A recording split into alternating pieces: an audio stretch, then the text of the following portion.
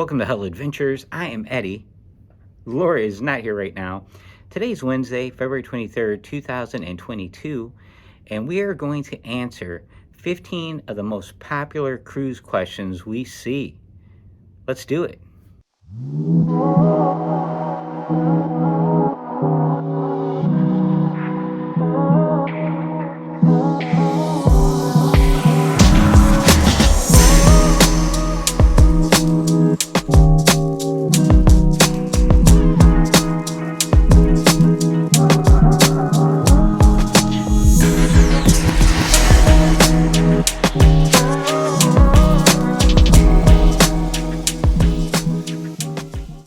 Okay guys, let's get this thing started. Number one, how do I book a cruise?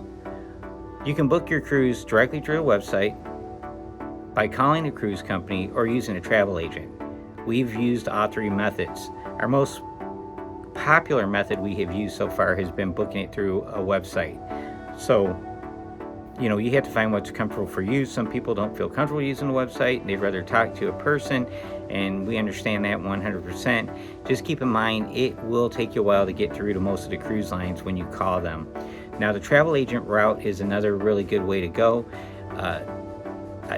Travel agents usually don't charge any fees for their services, and they will handle all aspects of your travel arrangements.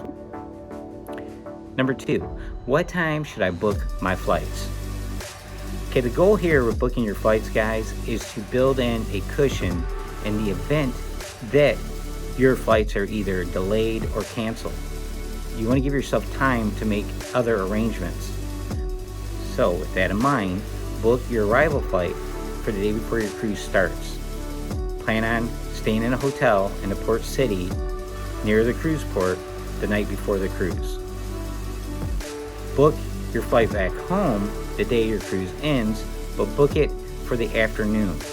You don't want to book it any earlier than, say, 2 p.m. Why? Well, there's many reasons why your cruise can be delayed getting back to the cruise terminal, to the port. So you need to build a cushion in case that happens. You could run into fog, there could be other inclement weather, there could be a medical emergency, there could be numerous things that could delay the ship from returning to the home port. So build in a cushion, give yourself time.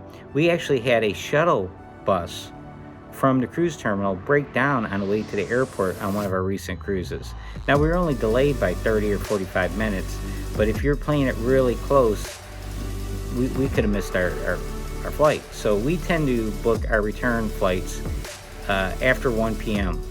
That's our goal. Sometimes we can't fly out until 3:30, but we'd rather travel stress-free with no worries, with the knowledge that we have a cushion built in, so we don't get stuck at the airport or get stuck paying sky-high fees for an emergency ticket. Number three, how do I get from the airport to the cruise terminal? How do I get from the cruise terminal to the airport? How do I get from the airport to my hotel? How do I get from my hotel to the cruise terminal? Transportation, okay? Again, there's multiple options for this. This is a multiple choice answer, and they're all correct. Our number one method from getting from like the airport to our hotel, because we always fly in the day before, is usually taxis. And the reason we usually choose to go with the taxi, guys, is because when you come out of the airport, there's usually a bunch of taxi cabs just sitting there waiting. Now, you'll pay a little more than Uber or Lyft, but you can look and see what kind of cab you're dealing with, how much luggage you have. There might be a minivan taxi, which your luggage will fit better in, and it's convenient. Now, yeah, you might pay 10%, 15% more, but you also could end up sitting there waiting for 15, 20, 30 minutes on an Uber or a Lyft and just find out there's none available and still have to take the taxi. So we value our time over money at times. If you're saving $20 isn't worth it if we're going to end up sitting there for 30 minutes waiting for a ride. So that's our first choice, from the airport to the hotel. Now, from the hotel to the cruise terminal, we typically use Uber or Lyft because we have more time to wait. We can schedule the ride. Normally what we do, we get all of our luggage together, we're ready to leave the room, then we go ahead and order a Lyft or an Uber. And then it'll tell us, John's your driver, he's 7 minutes away, and then we head down and wait outside till they get there. And that tends to work out really well. From the cruise terminal back to the airport, the day the cruise is over, we use the shuttle service provided through Carnival. We pay for that, and that works out great. So, prior to our cruise, we go through their app and we pay for transportation from the cruise terminal back to the airport. Now, a pro tip, you have to make sure you're going to the right airport. Some cruise ports are located near two airports, and you can end up taking the wrong shuttle and getting off at the wrong airport. So make sure, and I can think of two examples. In Los Angeles, you have the Long Beach Airport and you have the Los Angeles International Airport. So there's shuttles that go to each of those. You can end up booking the wrong one on accident, so make sure you pay attention to that. And you also have the same situation in Port Canaveral. There's two different airports that service Port Canaveral. You got MCO, which is Orlando, and there's another one, I can't remember the name of that one. You could end up booking that one by accident. So make sure you select the right airport if you're gonna go that route. You can also use Uber or taxi from the cruise terminal to the airport. It's up to you. It's pretty, easy. It's simple to get back and forth. Now, if you're flying in the day of your cruise, which I do not recommend, you can book Carnival or Royal or Norwegian shuttles from the airport to the cruise terminal. That's an option as well, but I do not recommend flying in the day of. That's too scary, guys. You can end up missing your cruise. Number 4, do I need to be fully vaccinated to cruise? Yes, for the most part, the major cruise lines all agreed to sign up for the new CDC's volunteer program, which requires 95% vaccinated guests on board. Now, you will be able to apply for a waiver if you're unvaccinated and you have reasons, medical reasons, religious reasons, whatever. You can apply for a waiver, but keep in mind there's a limited number of waivers because 95% of the guests on board have to be vaccinated. Number 5, how does the COVID-19 testing process work? Well, I'll explain how Carnival works right now. As of today, February 23rd, 2022, all fully vaccinated guests must have a rapid antigen COVID test performed within 2 days of cruising. Okay. Now, we are going to board the Carnival Mardi Gras on Saturday. So our 2 days before cruising is Thursday. So we could do 2 days is Thursday, Friday is 1 day, and then day up is a day that we're going to cruise, which will be Saturday. You could get a rapid antigen test on any one of those 3 days. The earliest you could do it is Thursday. We're going to do ours on Thursday. Now, where do we get ours tests performed? We use our local CVS. We book ahead of time. We pick the time slot that works for us, and it's worked effective for us on all of our cruises post restart. And this will be cruise number 6 for us since August. Once you get the test, they will email you the results. We recommend printing the results out and putting them in a folder that you're going to take with you with all your other documents, which we will get into more detail later on in this video. Number 6, do I need a passport to go on a cruise? In most situations, you will not. If you are cruising from a U.S. port and returning to a U.S. port, you will not need a passport. You can cruise with your enhanced driver's license or state ID and your birth certificate. Number 7, how does the online check-in process work? Carnival's most loyal guests, their platinum and diamond level guests, can check in online 16 days prior to sailing. All other guests can check in online 14 days prior to sailing. During this process, you will verify your identification by supplying the supported documents, your passport or your enhanced ID, whatever documents you're using to identify yourself. You will also be required to attach some form of payment to your signed sale card, which you will use. The card that gets you into your room, your stateroom, will also act as your personal account card during your sailing. So all your drinks and anything you purchase on board will be charged to that account. So you have to back that account up either with a credit card, or you can make arrangements to back that account up with cash.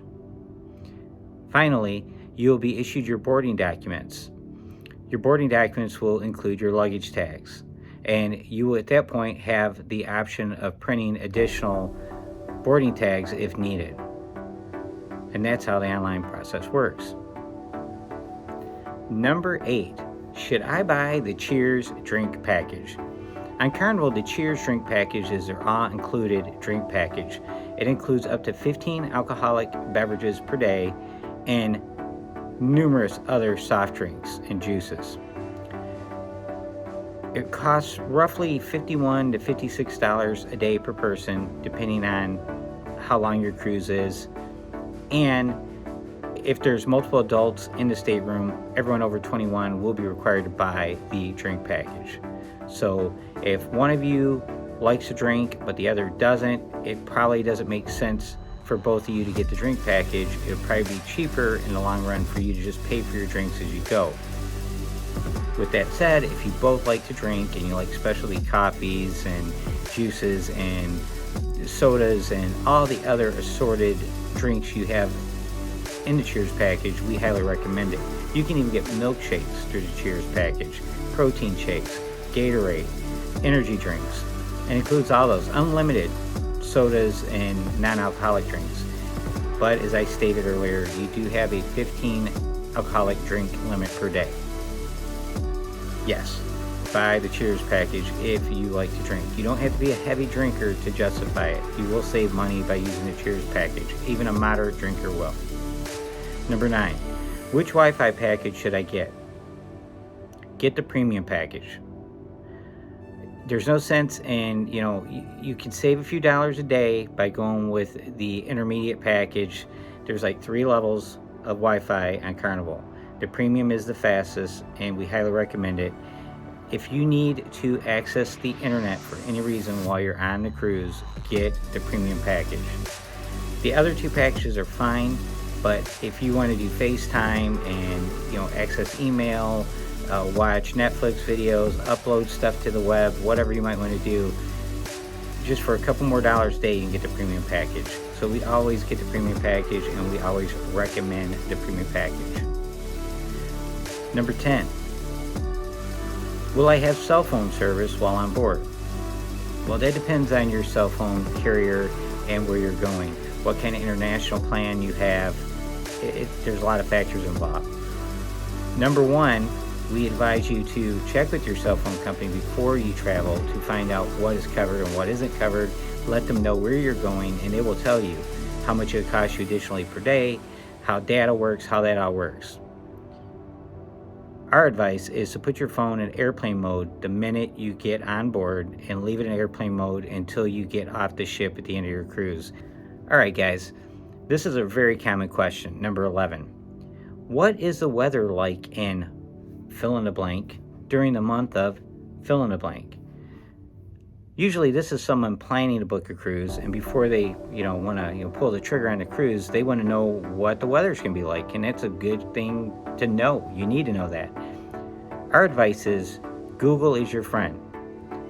Google the destinations you're going to be planning to visit and put, for instance, Nassau average annual temperatures, and you will get a range of temperatures for each month and get a good feel for what the temperatures will be like, and give you a good idea on what you should pack and what you shouldn't pack, and make your cruise planning much easier. Number 13, what is the dress code for elegant night or formal night? Okay, Carnival calls it elegant night. They do not call it formal night. They recommend that men wear slacks, button-down shirt, and a sports coat. That's what they recommend. And they recommend women wear similar clothing. Now, what's important is what they don't allow, guys, not what they recommend. What I mean by that, Well, they specifically say you can't wear shorts, you can't wear cut-off shirts, you can't wear tank tops, you can't wear hats. So that's what you need to focus on. You know, men, you can't wear sandals, you can't wear beachwear. Those are the things you got to concern yourself with. On the cruises we've been on since August with Carnival, we have witnessed people wearing everything during Elegant Night. Everything from a t-shirt like this and jeans to guys wearing tuxedos and women wearing ball gowns. It's everything and anything in between. Wear what you feel comfortable wearing. You do not have to get super dressed up. You know, in the past, I used to take a suit when I went on a cruise, and I wore a suit, and I was uncomfortable, and I hated it, and packing a suit was a nightmare because, you know, you have to put it in a garment bag, and you roll it up, and you hope it doesn't get all wrinkled up, and it always gets wrinkled up, and then you have a dress shirt to deal with. That, you know, you can't wear a suit and have a slightly wrinkled dress shirt on. It just kills the whole look. So you have to get the shirt pressed on board. It just adds a lot of anxiety to the whole situation. Takes up space, especially if you're flying in. Now you're taking a pair of dress shoes you're only going to wear once, maybe twice if you do 2 formal nights, elegant nights on your cruise. I don't do that anymore. Guys, I wear a real nice pair of real dark navy denim jeans and a button-down shirt, and I don't wear a tie. And in the last couple cruises, I actually wore like a Chelsea style slip-on boot with real nice jeans and a button-down shirt. I will also wear khakis, black Vans, believe it or not, and a real nice polo shirt, and that works. And you know, no one's ever said anything to me, and I'm better dressed than half the people, and I'm not dressed as well as the other half, so it's somewhere in the middle. So find what you feel comfortable doing, and just don't break their policies, and they're stated on their website, guys. All right, number 14. Do I need to print all of my documents? Yes. Print everything. Print absolutely everything. Print everything related to your cruise, everything related to your traveling for your cruise. Print it all. What I mean traveling, well, you want all your airline information printed, your boarding passes, all that printed. You want all your hotel receipts for your reservation. If you paid for your hotel in advance, you want the receipt for that. You want to have everything related to the cruise itself. You want to have copies of your COVID test. You want to have copies of your passport. You want to have copies of your ID. You want to have copies of everything. Why? Why do I need to do this, Eddie? All this stuff's on my phone. I've got my phone. My phone's got this. My phone's got that. Hey, no one loves technology more than I do. Trust me. And I love my phone. It's with me all the time. And I got everything on my phone too. But what happens if your phone dies? What if while you're wrestling the luggage out of your car or at the airport or whatever, you drop your phone and you break it? What if you lose your phone? What if it falls out of your pocket? What if someone pickpockets you and steals your phone? Then what do you do? What do you do? What if your records at the hotel are vanished that they're in? What if their server crashed and they lost all your information? You want to have printed copies of everything, guys. And then you want to put those printed copies in a folder and put it in a carry-on bag that will not leave your side from the time you leave your home and to the time you get back. Whatever bag that is, you want to keep all your travel documents in that bag with you at all times when you're traveling to the cruise and traveling home from the cruise. Trust me, you do not want to put it all on your phone, because when you lose it, you're going to be in bad luck. You'll be in trouble. Now, you're going to take all those printed copies as a backup. Go ahead and use your phone wherever you can, because that's what we do. But if my phone, like I said, something happens to the phone, I'm still covered, and we recommend everybody doing the same thing. Okay, another important question, and another thing we feel very strongly about is number 15. Do I need travel insurance? Yes, you need travel insurance. You need travel insurance, guys, because your health insurance, your Blue Cross Blue Shield card or HAP or whatever insurance you have, Aetna, That doesn't work on the cruise ship, guys. It doesn't work in Cozumel. It doesn't work there. You get sick, you have an accident, you don't have any insurance unless you buy travel insurance. And say you're doing a zip line, you know, in who knows where, Mahogany Bay, Rotan, to Honduras, and you fall and break your back. You have no insurance. If you need to be flown to a hospital that can take care of you, you have no insurance to pay for that. And you're not going to go anywhere, because unless you have cash or can pay for it on a credit card, if you can pony up $30,000 to be medevaced off the island to a hospital, you're just gonna suffer there and die there. You need to have travel insurance. A lot of people, when they think travel insurance, they think it's about their luggage getting lost and stuff like that, and they don't think about accidents. And accidents happen on cruises. Those excursions can be very physical. Even the most mild sounding ones can be more physical than what you're used to, guys. Oh, it's an all-inclusive day at the beach. Well, they don't tell you got to walk up, 30 stone steps carved in the side of a hill, all unlevel, and it's not real good footing, and you could slip and fall. Anything can happen. Get the travel insurance, guys. Be safe. It's always better to be safe than be sorry. That's the same theory we use with printing out our documents, guys. It's the same theory we use with flying in the day early. With that, I want to thank you for tuning in and watching our 15 most common cruise questions for 2022. We appreciate you being here. Make sure you stay tuned, because the next video is going to feature things, accessories that we believe you should get for your next cruise, things we use all the time and take, highly recommended items. Thanks for tuning in, guys. Bye.